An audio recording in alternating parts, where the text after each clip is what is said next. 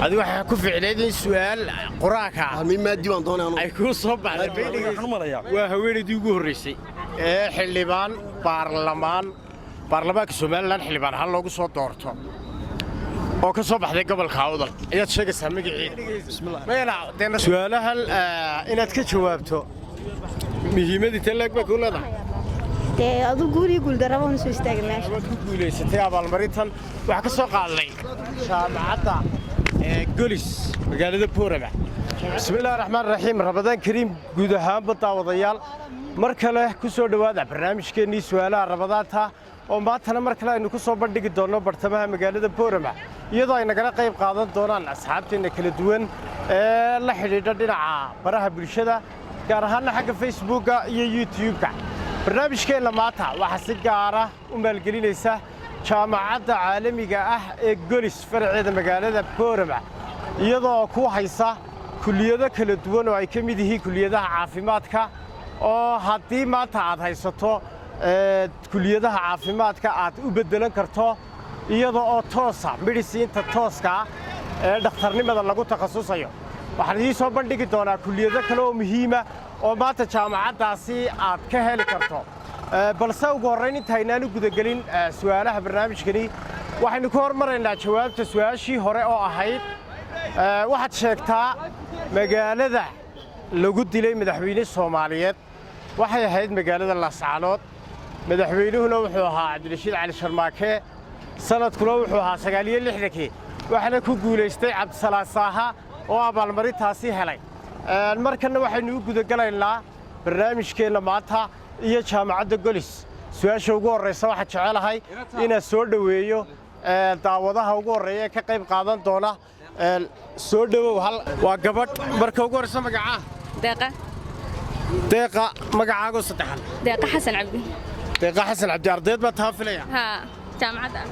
jaamacadda dhigata ha kulliyadee project management business waayahay marka waxaan halka ku hayaa waa dhowr su'aalood waa 1 ilaa 5 number baad dooranaysaa lambar 3 su'aasha ku soo baxday waa su'aal aad iyo aad u dhib yar welibana waa su'aal waxa isleeyahay waa su'aal iyadu ay garan karto su'aashan waxay ku leedahay waxaad sheegaysaa magaca kaliya ee haweena ee quraanka lagu sheegay waqtiga quraanka magaca kaliya wax يعني magacaanta dumarka magac kaliya ku jira Nabi Ciise alayhi salaam hooyadii Maryam ma sha Allah waad garatay deeqa hambalyo baan ku leenahay waad ku guuleysatay abaalmarintan waxa ka soo qaaday jaamacadda Golis magaalada Boorama jaamacadda Golis waxa ka leh kulliyado kala duwan oo ay ugu horeyso caafimaadka iyo civil engineering aad iyo aad bay u mahadsan tahay soo dhawow waxaan jecelahay daawadaha kale ku xiga iyo sugaad ku xigiye marka waxaan u soo gudbay magacaaga waa Maxamed Cabdullaahi Farmaajo ku magac dheerahay Maxamed Cabdullaahi Farmaajo ha leeyahay maxamedna isku magac baad ha alayhi salaatu wasalaam waayahay maarday baad tahay mise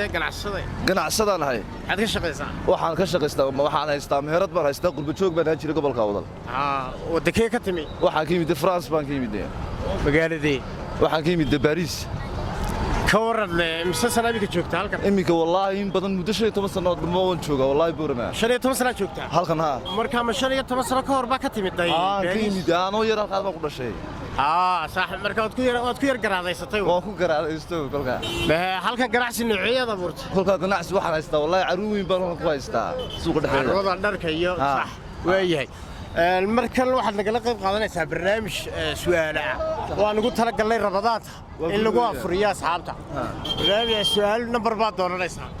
su'aasha waxaad dooranaysaa number 1 ilaa number 5 oo laga tagay number 3 sax 3 baad ka boodaysaa number kala dooro waxaan doonanayaa numberka ma taqaanaa 5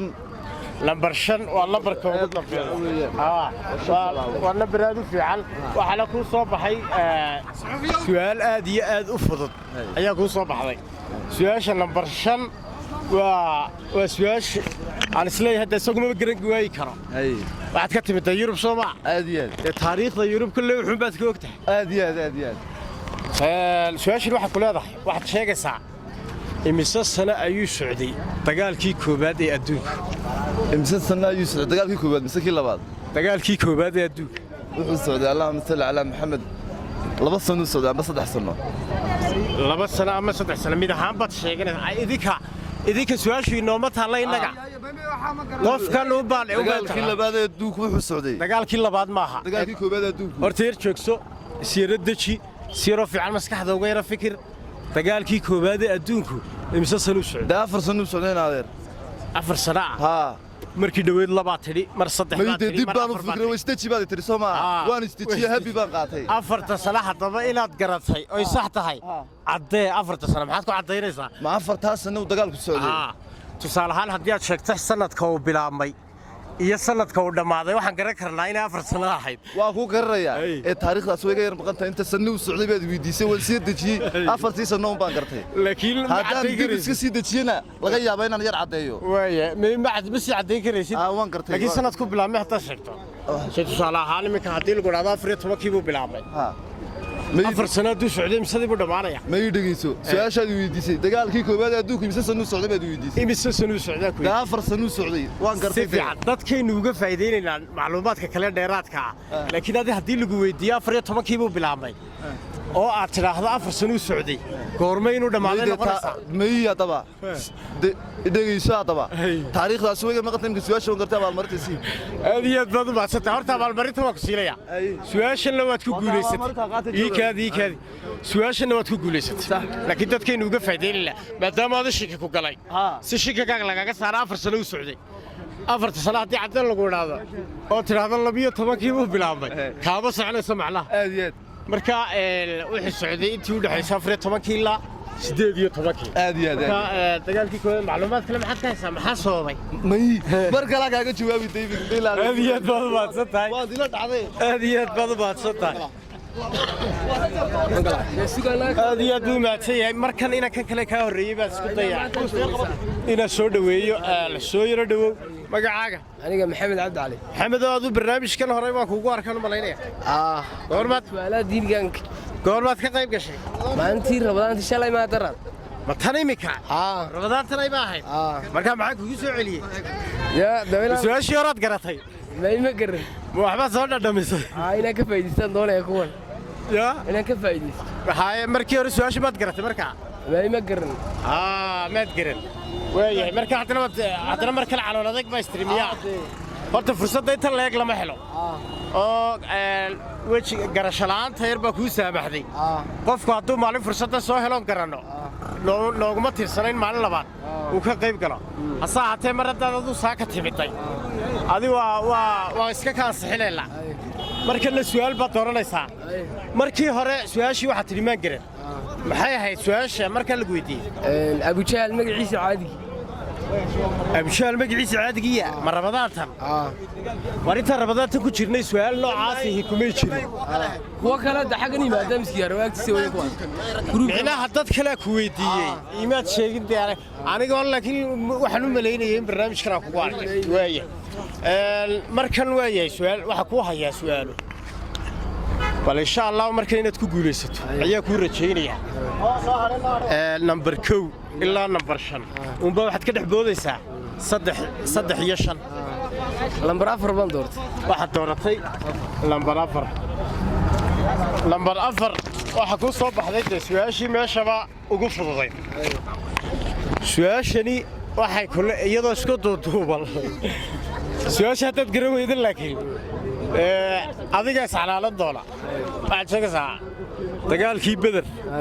taariikhdii uu dhacay dagaalkii Badar yaad sheegaysaa waa taariikh hijriya u kaadi dagaalkii taariikhdii uu dhacay ninka kaliya ilaahay baa sareeyay ma garanay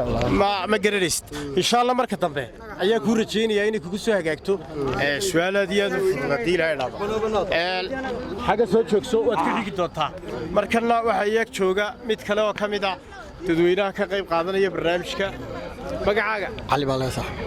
علي ayo علي جيلي ya علي جيلي bal soo yar dhawow andhowe sibaad u yar dulqaysaa soo yar dhawow waa ku arjigsiday waxay sheegtaa ma arday baa tahay barnaamijka hore ma uga qayb gashay jaamacadda dhigataa waxaa martay quraan martay quraan ka dhigataa ma sha Allah jiiska ibsaad baa maraysaa adu maan dhameeyay xifdi baa markaa ha adi waxa ku ficneed in su'aal quraanka mi maadi waan doonaa ay ku soo baxday beedhigayso mayna de nasiibkaaga aanu ma hayo anigu ma hayo nasiibkaaga laakiin su'aasha ku ficneed ay ku soo baxdo laakiin quraanka soo si fiican ma wada xifti limin inta ku hadhay dood xaftiyaysa insha Allah weeyahay caliyow waxa dooranaysaa laba number baa ku sheegaya soo yara durq mid ka mid ah labada number dooranaysaa waa 1 iyo 2 laban doortay number 2 dooratay su'aasha ku soo baxday boorbe intee leeg ba soo joogtay horta wallahi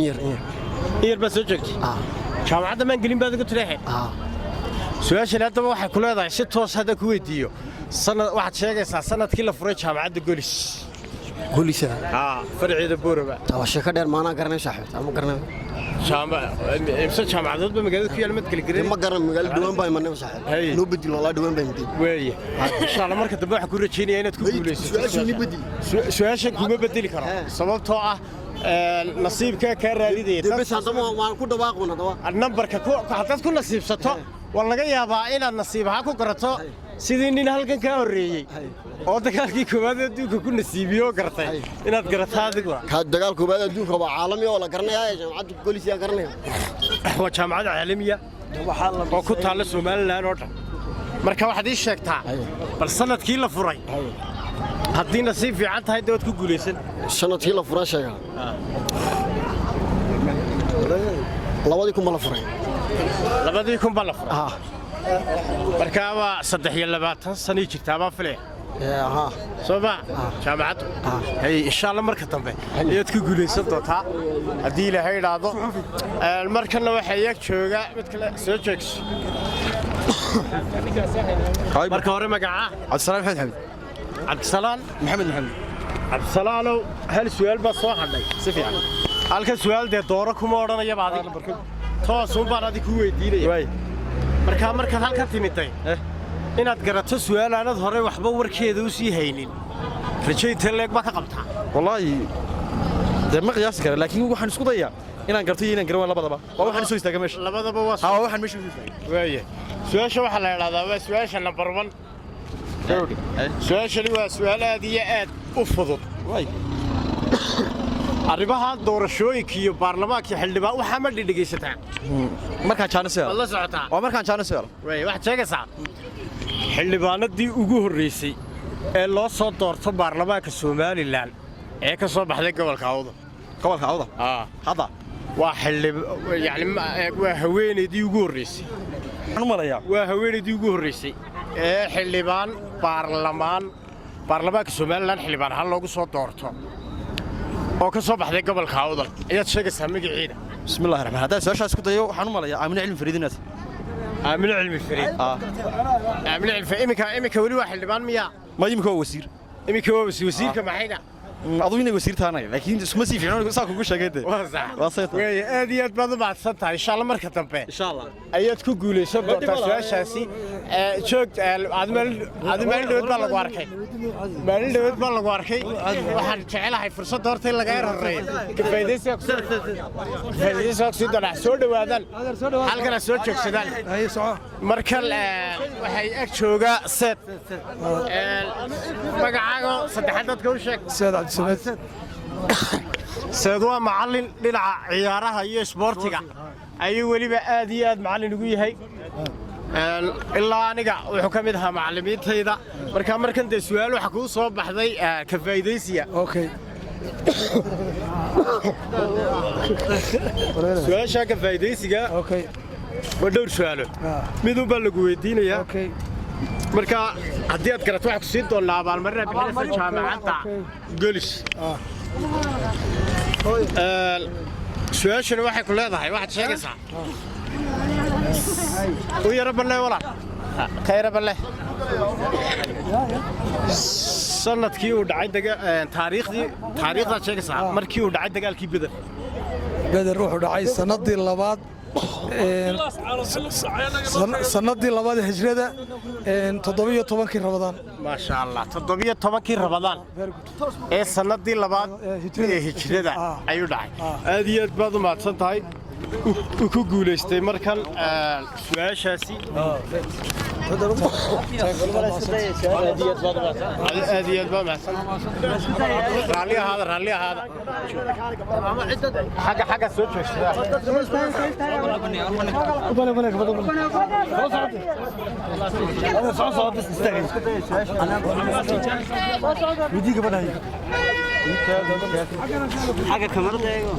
laba su'aalood baa hadhay ka faa'iideysiga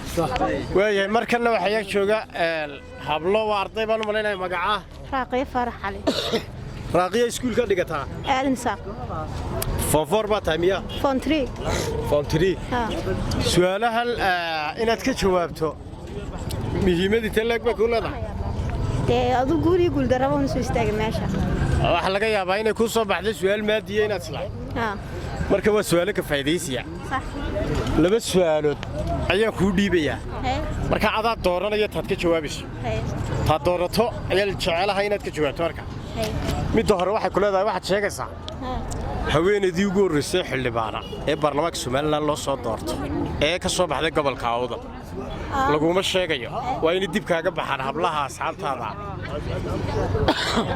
su'aasha labaadna waxa weeye goorma la furay jaamacadda Golis ee magaalada Boorama labada su'aalood mid dooro ta ku fudud ka jawaabta koobaad haye Amina cilmi fariid bay ahayd sanadkii la doortay sanadka ma garanaa way raaqiya waxa ku rajaynayaa marka dambe inaad garan doonto haddii Ilaahay dhaado su'aashaasi tahay daawadayaal intaasi ayaynu ku soo gabagabaynaynaa su'aalaha qaybtii hore ee dadweynaha waxay noo dhiman su'aashii dhinaca baraha bulshada marka maanta barnaamijka waxa si gaar ah u maalgelisay jaamacadda Golis faraceeda ku yaala magaalada Boorama jaamacadda Golis waxay ku haysaa kulliyado kala duwan oo ay ka mid yihiin kulliyadaha caafimaadka engineerinka kulliyadaha educationka waxaanay ka kooban tahay ilaa 7 kulliyadood oo kala duwan oo aad ka heli karto kulliyadahaasi qoraalka kaaga muuqda iyagoo digriya iyo iyagoo dibloma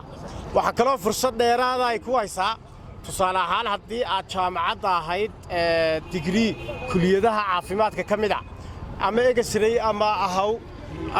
ama nursing ahaw inaad u gudbi doonto medicine-ka tooska ah ee kulliyadda daawada iyo qalliinka inaad upgrade ku samayn karto su'aasheena ugu dambaysa maanta waxay ku leedahay su'aasha aad baad ugu fiirsanaysaa dhinaca kale shuruudahana kama tegaysid haddii aanad muuqaalka markaad aragto aanad like ku dhufan meel inooma gaadhayo haddii aanad dadka asxaabtaada la sii wadaagin shuruudaha ma buuxinaysid marka su'aasha komadkeedu wuxuu kuugu ansaxayaa adoo shuruudaha buuxiya su'aashuna waxay ku leedahay waxaad sheegaysaa haweeneydii ugu horreysay ee xildhibaan ahaan loo soo doortay baarlamaanka Soomaaliland ee laga soo doortay gobolka Awdal iyadoo ahaydna haweeneydii ugu horreysay oo ka soo baxday guud ahaan Soomaaliland intaas ayaynu ku soo afmeerinaa barnaamijkeena maanta tan iyo intaynu dib u kulmi doonno barnaamijka lamid ah inta ka horreysay idil haddii waxaad ku dhaafaynaa sidaas iyo nabadgelyo